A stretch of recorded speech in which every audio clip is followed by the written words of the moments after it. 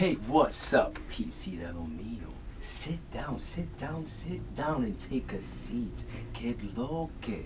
Siéntate anywhere. Lawrence and beyond. And all of y'all. What's going on? On this episode, hosting like always, your boy, my G-Man. And with me, I got a special guest returning with new spice, new projects. We got Marcus, man. Thanks for having me, bro. All day, brother. And I'm just gonna get straight into the beat, man. Tell me about that Kickstarter, bro. I'm proud of you for all that stuff, man. Thank you. So, as you know, I run my company, 1121 Studios. Yes. And one of our early goals when we started the company was we like to say that our company, we want the company to be a Hydra. That was my mission statement at the beginning. I don't know if you know what a Hydra is. For people who don't know, it's like a Greek mythological creature that has 5 heads. Okay. Like it's like a dragon with 5 heads. G.I. Joe type of. Yeah. But it's a dragon with multi heads.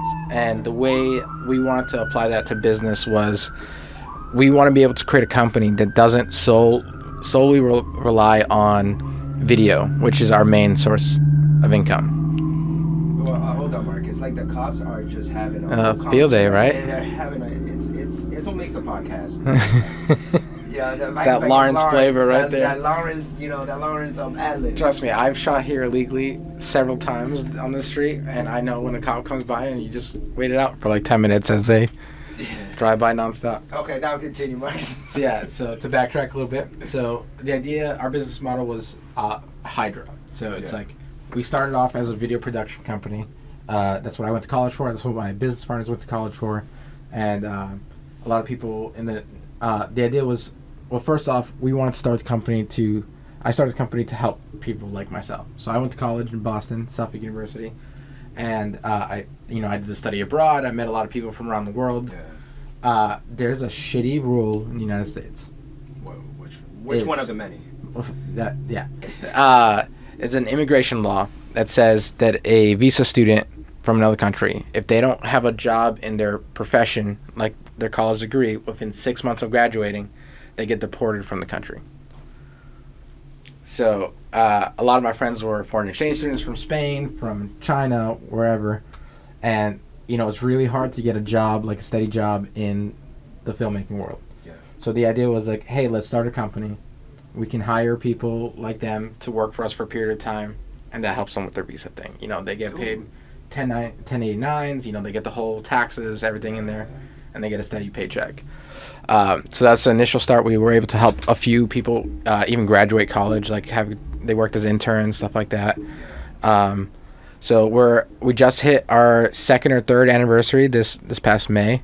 So we've been working towards that. And as this is our 3rd year, and we're heading in, and the idea is like, okay, we established ourselves as a video production company. We worked for different brands. We did a lot of short films, and our goal was like, we want to make the content we want to see. So that meant like working with Michael T. Like we brought him in last year. Yeah, shout out to and Michael T. I was like, hey Michael, you can work as an intern, or I will pay you the money that I was going to pay you for like that week of work. Yeah. I will take that money and I'll fund the short film, anyone you write. I remember that. And he wrote Boys Will Be Boys, and I was like, okay, and I took all that money, still gave him some, and we put it all into making Boys Will Be Boys. We bought costumes, we bought sets, we bought equipment. Anything he needed was there at the ready for him. And that goes back to our mission statement, is helping those people who don't have the opportunities that were afforded to us. Like the resources. The resources. Like the way I got my first job, I worked for as an intern at a advertisement company. Yeah. So they do PR, they do marketing for all different brands. Like one of my first jobs with them was doing Concept Shoes in Boston. Concept Shoes in Boston. They're kind of like a Boston, New York like specialized shoe company that does like Reeboks and like special shoes for like hype beats, sneaker beats like that. Yeah. My first job with them was Rockefeller Record was doing like a 20-year tour of Jay-Z's first album, and so like his business partners that started the Rockefeller Records 20 years ago were out here like promoting clothing and stuff. Yeah, it's my first job out there, so like from there, what landed me that job was making short films with my iPhone in the park right here. Right in the park here in South Lawrence, just Lawrence in general. Like, roping my friends. We had like a lavalier microphone that you're supposed to be wearing here. We had that shit taped to a snow scraper, and that was our boom pole. And we were making short films like that. So, like, I had that. That was my thing. And I want to be able to provide a bigger, like, resources to people who might not have the ability to make short films. So throughout time, within that, you slowly started earning funds. And you never wasted that funds on bullcrap. You kept it it was always, let's fund the next project. We'll make some money.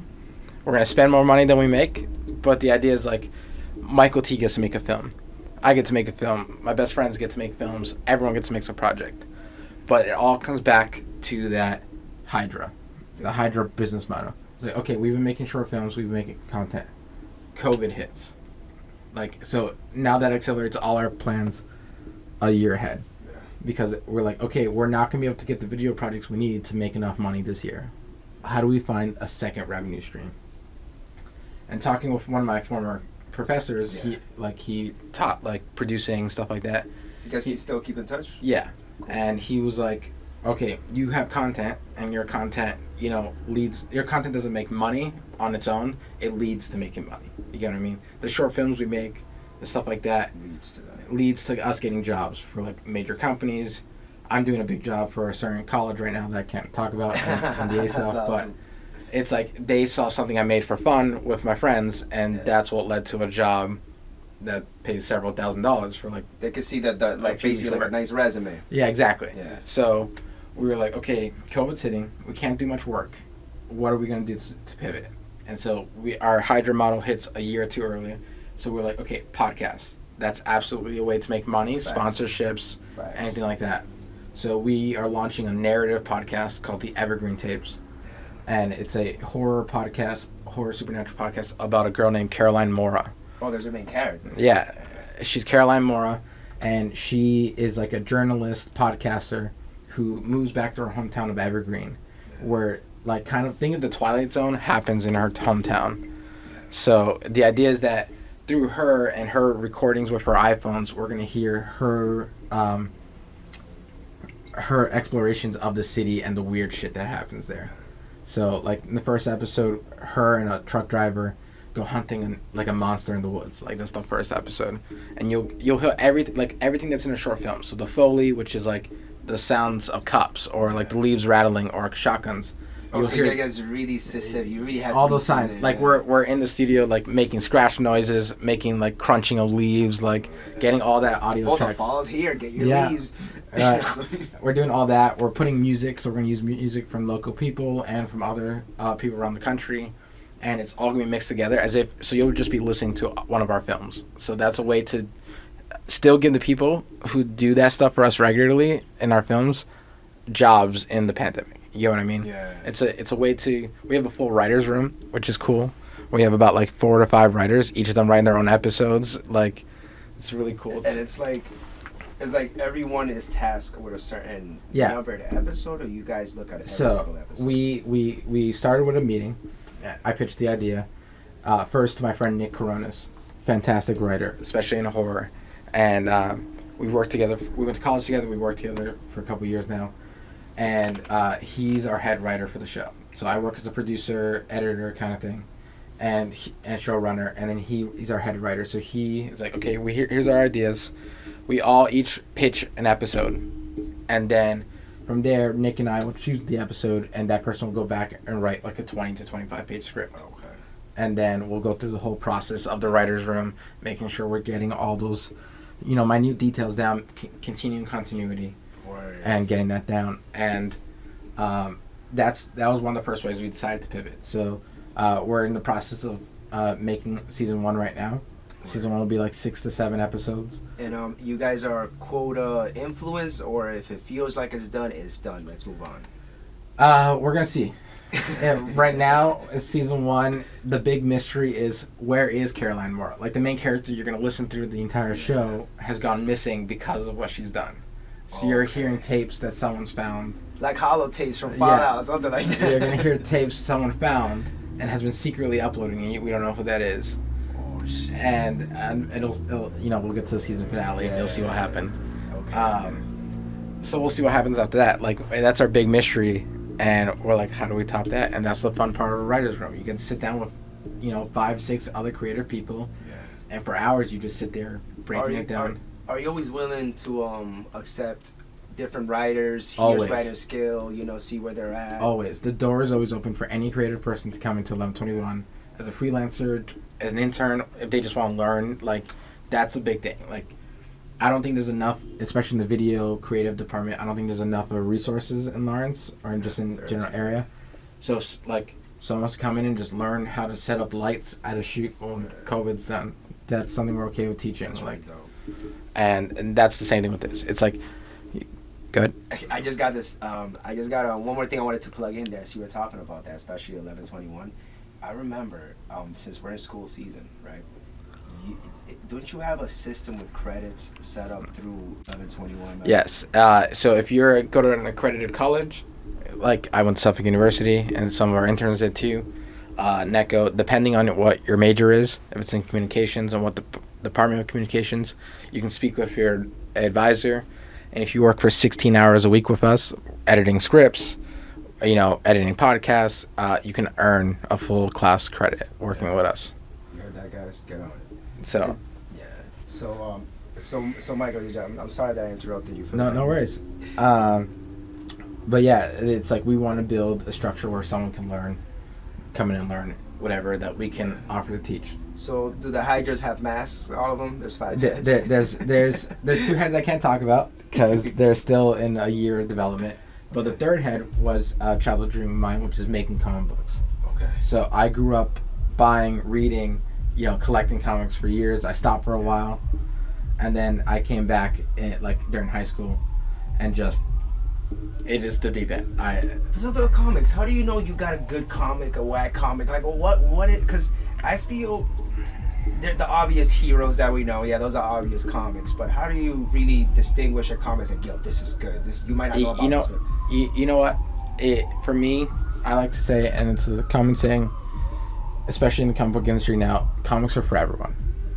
So when I say that, it's not just I'm saying that as like there's a comic book for everyone. Like this, if you like horror, hell yeah, this comic book horror. You want to see space pirates like fucking shit up. There's a comic of that. Like you get what I mean. But I also like to say comics are for everyone because there's a lot of gatekeeping that comes sometimes. Like people who are like, oh, you only watch the movies. That's your introduction to Spider-Man. And I hate that. Like that's something. Like I think everyone should read comics. It's a great source. I love that colleges are using comics now and graphic novels to teach. You get some of the best writing you'll ever read in comic books. And homage too. Some of the animated shows will show a comic book scene exactly like it, just on purpose to pay homage to it, like you know what? Fortnite right now has a whole Marvel Nexus War kind of thing going on. Yeah. Where they have like Storm, Iron Man, Wolverine all in Fortnite, and it's getting younger kids to read comic books again.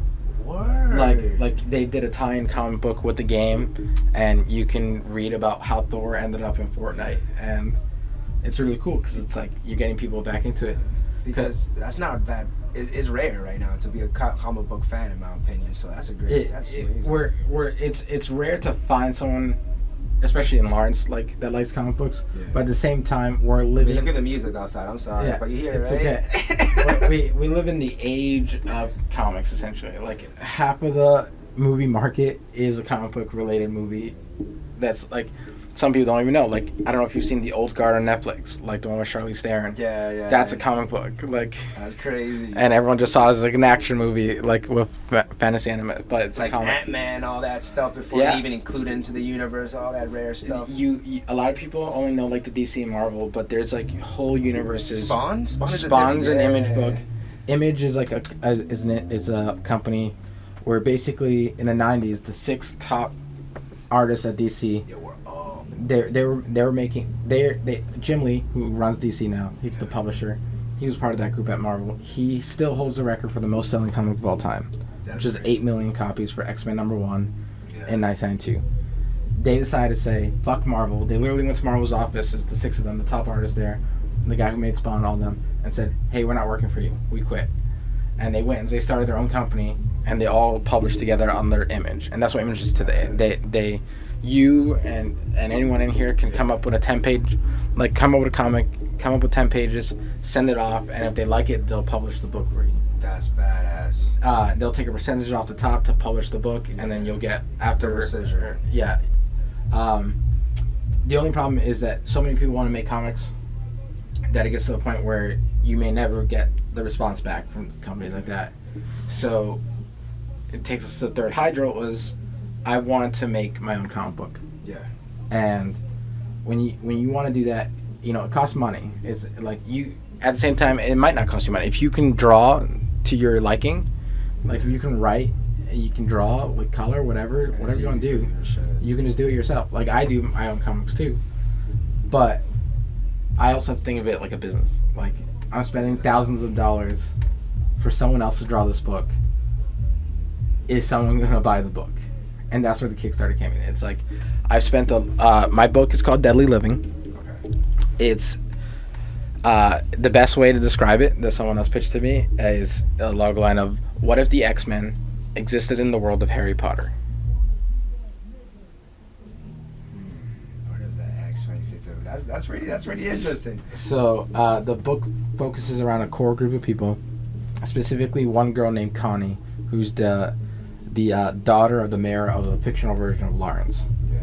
And she discovers that she has a secret ability inside of her, which triggers this massive attack. And a group of like magical guardians who keep the magic world hidden from the normal world are accidentally exposed when someone is trying to force her to reveal her powers. Yeah. And it starts this whole political turnover, and you know, like the magical world's exposed, and essentially, like, you know, the X-Men are privatized superheroes. Essentially, like they work for Charles Xavier kind of thing. The Spectres are like that. They're a separate group of protectors with magical abilities that protect the magical world. So, but in this world, nobody knew this even existed. No, like there's like this whole protective magical like barrier mist. So like there's a whole secret part of Lawrence that like tiger people and different things all live, and they hang out and they have their own stores and all this other stuff. Yeah. And then their protectors are the Spectres. And then, you know, there's a situation where there's one guy purposely creating monsters out of humans to draw out them and Connie. Okay. So it brings the magical world into the spotlight, and you know, forces humans and them to interact, and it's just like what happens in the aftermath of that. And so that's what the book is. Okay. It's gonna be a 60+ pages graphic novel. I have an amazing creative team working on the book. The artist is Gavin Guidry. He's worked for a company called Action Labs. He's done a bunch of short comics with like Star Wars, stuff like that. Oh shit. Dope. The colorist is named Addison. He worked for Image, that company that makes Spawn. He's done a bunch of other books. Fantastic colors. We just published what his cover looks like. So the colors on Gavin's art is phenomenal. I mean the cover for the Kickstarter, that art? We had the black and white one, and he just finished the colors, and like it was like pinkish purple, like a green. Yeah, I see that. It's nasty. Fantastic. And then our letterer is Taylor Esposito, and fantastic letterer. Like he's a saving grace in the book. His name? Like Taylor Esposito. He's worked on Red Hood and the Outlaws for DC Comics, Green Hornet, Veronica from the Archie comics, like Vampirella, like all that kind of stuff. He fantastic creator. And once you start creating those things, I mean, like the things that you like you just have to get your foot in the door, then it gets more comfortable for you to do it. Like, because if you're like, I'm like, yeah, this person got this, like, whoa, how? I mean, you know how many it's years of work. Like I got very lucky that I caught all these people at a time where I can give them the money, and then, you know, they'll be there to make the book. But I pitched this book to Michael and my friends a year and a half ago, and then I actually had another book in the works too, and took 7 months just to get Gavin to get to the point where I can send Gavin, hey, here's 10 pages for our pitch. Yeah. Here's money. Shit. 10 months. Draw these. Yeah, it took me 10 months to get to just 20 pages of like, okay, I'm confident that these pages will make a good opening. Okay. And those are the ones you can read in the Kickstarter. It's like those first 10 pages are the hook. Is were like the hook. It's like, if this can convince someone to buy my book, then I think they'll buy the rest of the book. You know what I mean? Yeah. So it's like you have to get into that mindset of like, okay, I have to be able to say in 5 to 10 pages or less, like 5-10 pages, that this book is good enough for you to buy. Word. Especially because I've never published a book before. Like I have, like these other people, you know, have published books, and that helps a lot. But at the same time, it's like, how do you do that as a brand new writer? Like, how do you get your foot in the door when you don't have any work to back you up? So so it's all about keep working at it, almost like a scratch ticket every day. But timing too. Yeah, it's timing. It's also confidence. It's like you have to be able to, like, imposter syndrome comes up a lot. It's like if I'm writing this book, you're gonna keep telling yourself sometimes that like it's not good. Yeah. Scrap the idea. Like then you sit on it for 2 years, and that's what happened to me. And I'm sitting on it, and I was like, no, I gotta just do it. And I wrote the script, sent it out. And Gavin liked it. Gavin said yes to the project, and he started working on it. And we've been working slowly here and there for a few months, because you end up spending thousands of dollars making these books. Because, you know, these are people's real jobs, like drawing these books. And a lot of people just think drawing's a hobby, but no, bro, like this takes time. This takes time. This is their livelihood. Yeah. These people have families, kids. Like, you know, you got to pay. You're paying their bills essentially. And, you know, there's been in the past, like, where people get screwed over terribly. Like, even the guy who made Batman got screwed over. What's super hard. Let me know. It's an awesome documentary called Batman and Bill on Hulu. You should definitely watch it. Batman, Bill, and Hulu? No, Batman and Bill on Batman. It's on Hulu. But they, you know, Batman's created by Bob Kane and Bill Finger. Superman, big thing, 1938. And they're like, wow, this is fantastic. And there's a young, like, 18, 20-year-old dude. Because the kids who made Superman were 18 when they made the book. Like, Superman was 18? No, like the guys who made Superman were 18 years old and made Superman. Like, the most OP character. What is the most OP 18-year-old just went crazy? They're two Jewish kids, immigrants in New York, make Superman. And Bob Kane, you know, he's another young guy, and he's like, he walks into DC's offices at the time, because they weren't DC. They were. That's why Superman had that thing. Yeah, kind of. Yeah, they were. It was just people, like, that's how they drew him, and it was the times. But this guy Bob Kane walks into DC. He's like, I want to write for you, and they had this whole conversation, and then he's like, if you can give me another Superman by Monday, this is Friday. He's like, you can give me another Superman by Monday, you have the job. So he's like, how do you come up with a character that's Superman? You know what I mean? Yeah. So he goes to his friend that lives down the street, Bill Finger, in New York, and he goes, hey, I have an idea for a character named Batman. Bat-hyphenated man, like Batman. And he shows him a picture he drew, and it's a white guy with blonde hair in a red skin-tight costume with, like, shitty bat wings. And Bill's just like, this is shit. Like, and they get rid of the name. Bill draws Batman the way we know Batman. And Monday morning, DC's like, okay, you guys make Batman. And Bob tricks Bill into signing this contract. Not really tricks, but convinces Bill to sign this contract where he will pay him the page rate like a normal freelancer, but Bill gets no creator control credit, anything, like money. Like Bill's the reason. Like Bill and Joe Robertson are the reason. I think it's Joe Robertson are the reason Batman. Yeah. Robin, Joker, like all these big things that make Batman exist. And it's about 60 years, 67 years, he gets no credit on screen. Dude, that's what these manufacturing companies do to these engineers. I'm sorry, come on. No, it's okay. It's just what happens. It's like Bob tricks this one guy. He ends up living into poverty, like when he's older and stuff like that. And this dude created like the most prolific superhero that ever existed. and he just has nothing to show for it but the facts. Yeah, like it's like they know his name's on the thing, but it's like go look at any Batman movie made before 2015. It says created by Bob Kane. Batman created by Bob Kane.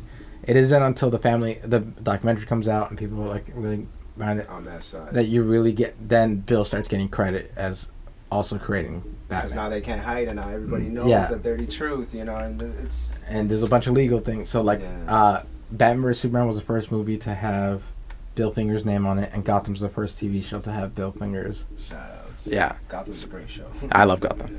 Yeah. But tying it back to Dead Living, it's a 60-plus page graphic novel. Yeah. And amazing creative team. We have a special hardcover edition drawn by, like, one of my art heroes, Ibrahim Mustafa. What? How do you got that? He for years him and I just talked like on Twitter. Like I was a fan. I bought stuff. He drew James Bond Origins, the comic book that came out a few years ago. I love James Bond, so he loves James Bond. So that was like something. He also loves Superman. I love Superman, so that's something we bonded over. And then eventually, we just talked for like years. And then when the book I was launching the Kickstarter. These consultants I had for the Kickstarter were like, you know, showing art's really good, all this kind of stuff. If you have like, you know, special covers or anything like that. And Gavin drew an amazing cover. I was like, I want to get a secondary cover. Like I want to get something. So I asked Ibrahim, and he graciously was like, yeah, I'll draw it. Like phenomenal hardcover. Just picks off the pen and just goes into town. And he's working. He just sold a deal with a company called Humanoids. It was like a 3-book deal. And the first book comes out next year. It's a sci-fi reimagining of the Count of Monte Cristo. Okay. And it's just fantastic. It's like 170 pages. It looks great. I think everyone should buy it when it comes out in March. Amazing creator wrote and draws it. Yeah. Actually, the letter on that book is my editor, Hassan Oe. He runs a YouTube channel called Strip Panel Naked. If you want to learn about, if you want to go into like in-depth analysis of comics, that's what he does. He also is the editor of a magazine, a comics magazine called Panel by Panel that does the same thing but more in depth. That magazine has won the Eisners two times in a row. Okay. For those who don't know what the Eisners are, think Oscars for comics. So he's won like he's won like 2 of those. So he's my editor. He's fantastic as well. He's never afraid to bust my balls about the story, and every edit is always a new lesson, like in writing, especially someone like me who's just starting out. Yeah. So to the Hydra of the graphic novels obviously starts with Deadly Living, which is our Kickstarter. We have about 17 days left to go. We hit our goal already, which was $5,000. Yeah. How did you even get that started? You said the first step was knowing if this was sellable. So, all right, this is sellable. Yeah, now we need a Kickstarter, but guys. So this is sellable. So then was like, okay, can I get enough gigs that pays my guys, and diverts enough money to the Kickstarter, like not the Kickstarter, to the book. Yeah. Like, can I make $9,000, $10,000 to make this book? And I was like, maybe. Yeah, that's crazy. But what really pushed us into the Kickstarter is the pandemic. Okay. And when at the start of this pandemic, you had all these people who are comic book creators who were like, hey, I'm not getting paid by any company right now to make comic books. So I'm just going to make comics for myself. And that's the best comics. When you make a comic for yourself, there's always another. Actually, this is for anything. It's if you say you like making podcasts, if you want to make YouTube videos, it's the same principle. It's if you like the content, there's someone else in the world that likes the content. Facts. So there's always that hesitation, that imposter syndrome. I'm not good enough. This is not good enough. No matter what, you'll get better with time. You'll buy better equipment. You'll learn more. It's all about just putting it out there. Because if you like it, someone else likes it. And that's what pushed the comic, right?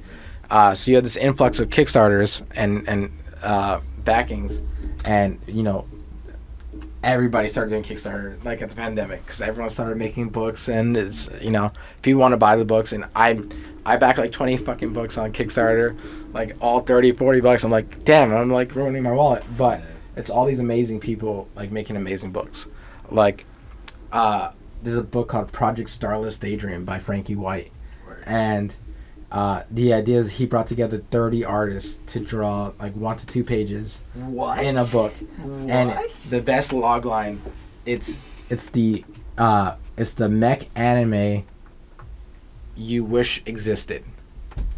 Dude, you just got me hyped because you said 30 artists. What could 30 artists do? Mech, it makes sense, bro. You know how much intricacy are in a mech? You have all different art styles. You have all different, like, it's a fantastic book. And he's coming off the heels of writing a great miniseries called 25th. It's a LGBTQ romance story set in the world of Fight Club. Like, sounds like Crunchyroll picked that up. Yeah, like real quick. Like, it's fantastic. So you have all these creators making crazy concepts and making books. You even have creators like, if anyone reads comic books, Scott Snyder, and he wrote Batman from 2011 to 2016. Right, over like 50 plus issues. He wrote Metal, which is the big event of 2016, and Death Metal, which is a huge event now. He's also written like Batman Beyond, Batman. Yo, can we just get another Batman Beyond reboot, bro? Bro, it's in the comic books, man. The comic book is doing better stories, and I'll say this on the record, and people will hate me for it. But the Batman Beyond comic book is doing storylines that I wish the show did. Like, we're getting adult versions of Robins, like, that are alive in the book. We're getting like Dick Grayson's daughter is, spoiler, I'm not gonna say what it is, but you're getting all this cool shit, and it's like comics, man. It's like the stuff you grew up watching, I would tell you, is 100 times better in the comic books than it is in the movies. Like, you love Thanos, there's a shit ton of good shit about Thanos. Like, you know what I mean? I wanted to since you like Superman. Yeah. My favorite is almost my favorite character. I say my favorite villain is the villain, but I really like, I don't know, he's way like Darkseid. Darkseid? Okay. His story, he's getting a movie. Yes, go. He's so OP, he's the villain. Well, he's gonna be in the Snyder's cut. I don't know if you know what that is. It's like it's the guy who made Justice League the first time. He had to stop in the middle of the movie, so the guy who made Avengers took it over. I heard that. I heard that. Yeah. But he's in that. Ava DuVernay. I always pronounce her name wrong, so I apologize ahead of time. If she ever watched this, she made like Selma, like all those kind of things. 13th, the documentary. She got tapped to do the New Gods movie, which is DC's like pantheon of gods with Darkseid, Mr. Miracle. Thanos was in there for some reason. Thanos and Darkseid are kind of like the counterparts of each other in different universes, like the Marvel universe and DC universe. I'm getting things confused. Who are the children of Aiden? Something of. Yeah, I'm thinking about Thanos' own world. You know how it's you have a lot of different things, and comics is in a weird world, but you can always jump in. And the best part about jumping in now is you have 80 years worth of stuff that you can read. You don't have to keep buying the new stuff right now. You can just go back and spend years just reading. In the Darkseid movie, I'm sorry. It's gonna be cool. It's like Omega Beam. Yes, exactly. It's gonna focus on like Mr. Miracle and Big Barda, which is like there's a whole story. It gets crazy. You'll love it. Cool. It's like switched children at birth. Like Darkseid's kid is this guy's. It's crazy. It's gonna be awesome. Badass. I'm happy DC wants to like get more attention in its own world because their world is big. You can't let Marvel. See, I don't get me wrong. I love the MCU movies, and I love DC movies. I think DC movies needed to, embrace its weird continuity, like that it doesn't exist. It's like DC, just do whatever the fuck you want. You don't have to make the same connected movies together. Give me 3 Batmans in a Flash movie. Like, I'm fine with that. Yeah, just like, let's keep it rolling, guys. My only thing is, comic books are, like, one thing that scares people is into jumping into comic books is the fact that there is 80 years of content ready for you to read at any point. So that's always scaring people, and that was a big influence on my new initiative in my company. Like, so we're starting a separate publishing company. This is the first time anyone's ever heard this. We're starting a publishing company within 1121.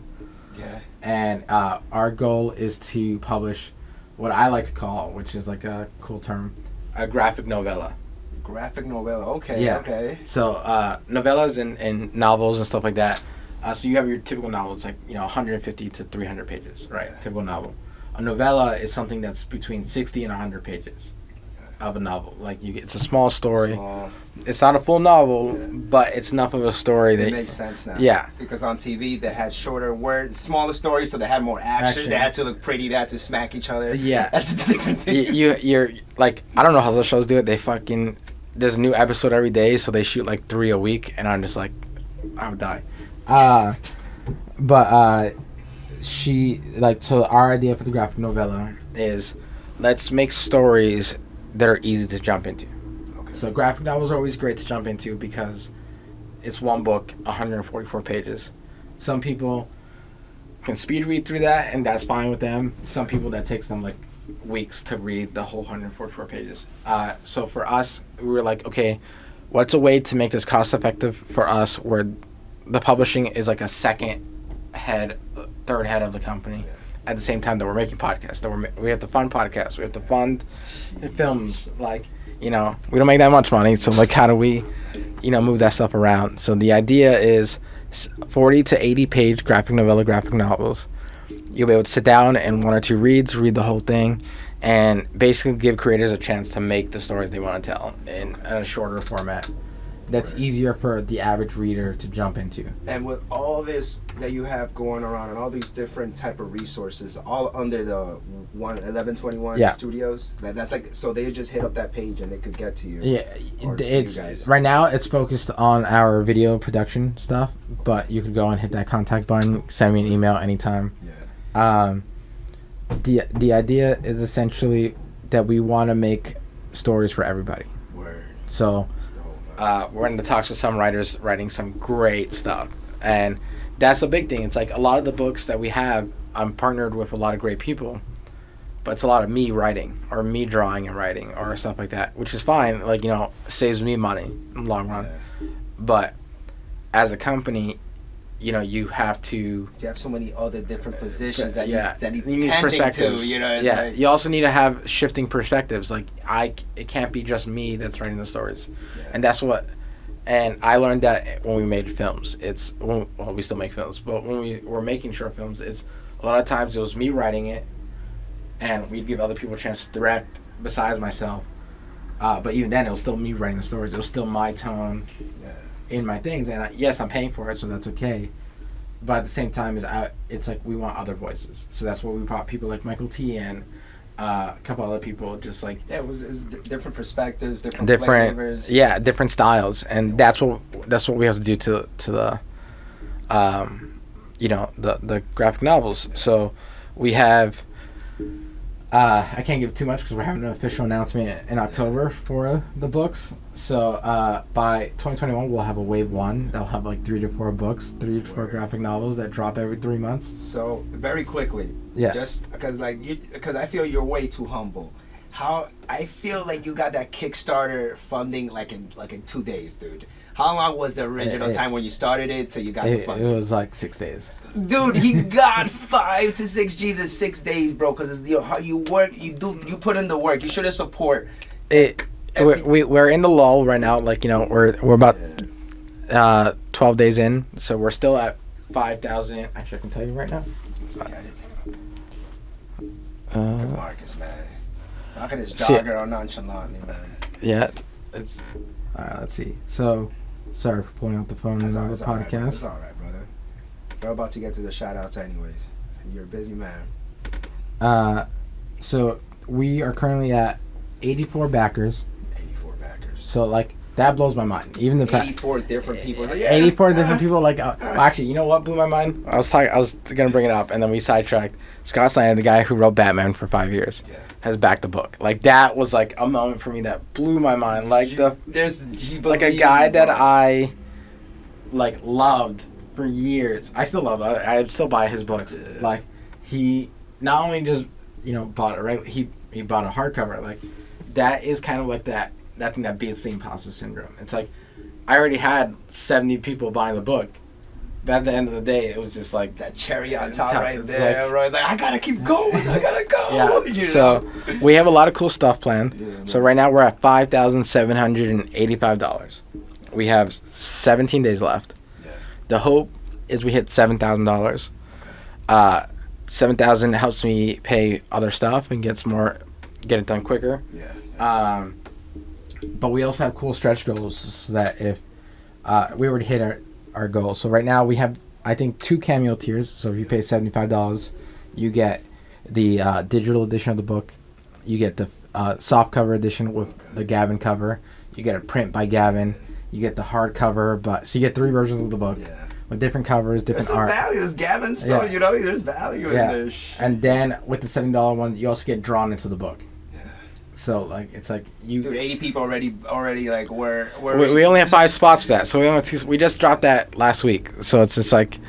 Only 5 more pre-order spots. No, guys. well, we're already filled. We have 2 spots left. 2 spots left. It was originally 5. We're at 2, and you pay $75. You get 3 copies of the book, the print, and you get drawn into the book. You live forever in a comic book.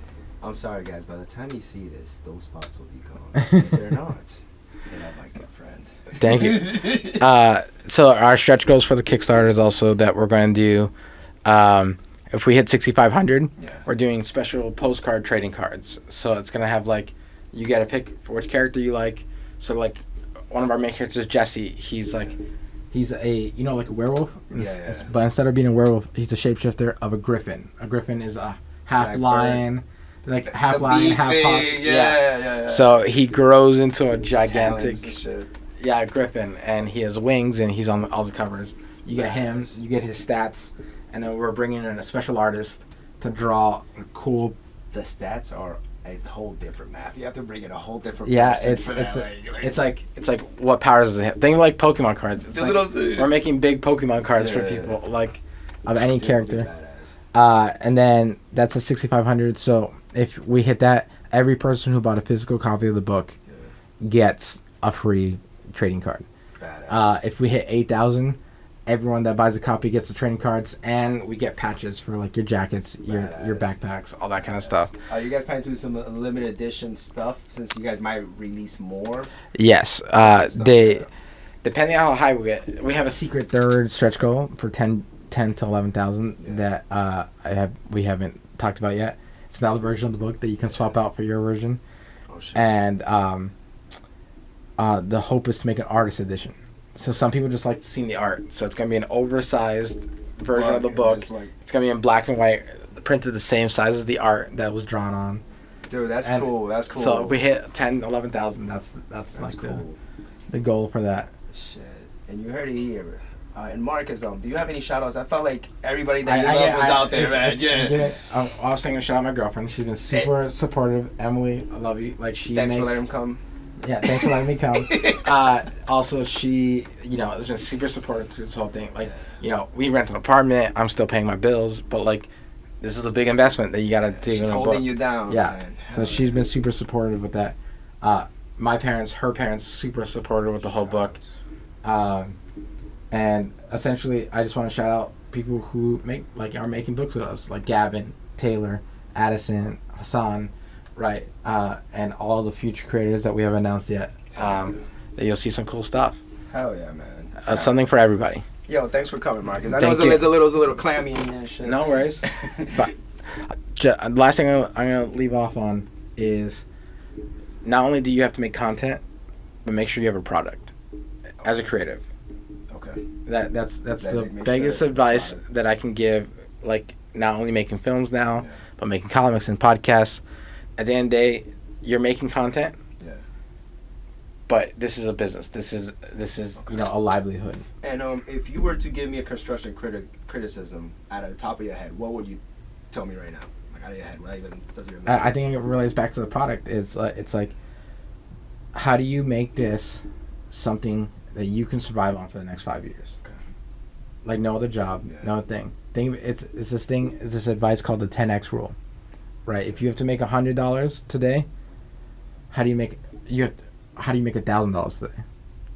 It's a lot easier to hit 100 than it is to hit 1,000. So if you live that mentality of 10 times everything, you'll always hit your goals. Like that's the ultimate advice and construction criticism I can give. Marcus. Hell yeah! Right now we're trying to get a team with sponsorships. We got some sponsorships offer, but like you were saying, how let's say, if I'm the writer, if I'm this, I'm that, like it might like tamper the product where you could have more room if you weren't doing that. Sometimes, though, to change the flavor of the thing. You gotta bring it out. Because sometimes I know I have to change the flavor. I'm like, guys, I need to change the flavor. I don't want to always be the only one doing this.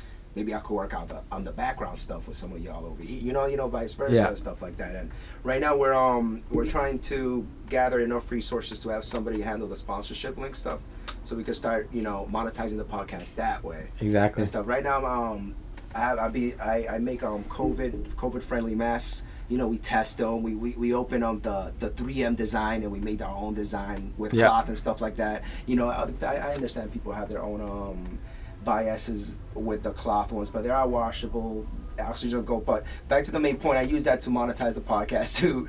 Thanks to my mom, we go with the sewing machine. It's all about finding a way to make your passion something you can live off. Hell yeah, man. Like, even if it's like, it's good to have a passion to relax for.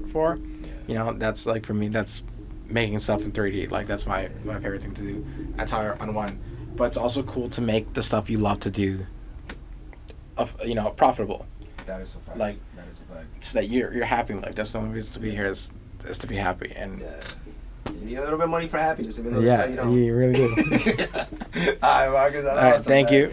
I know views. All right, Freddie, how was that? That was good.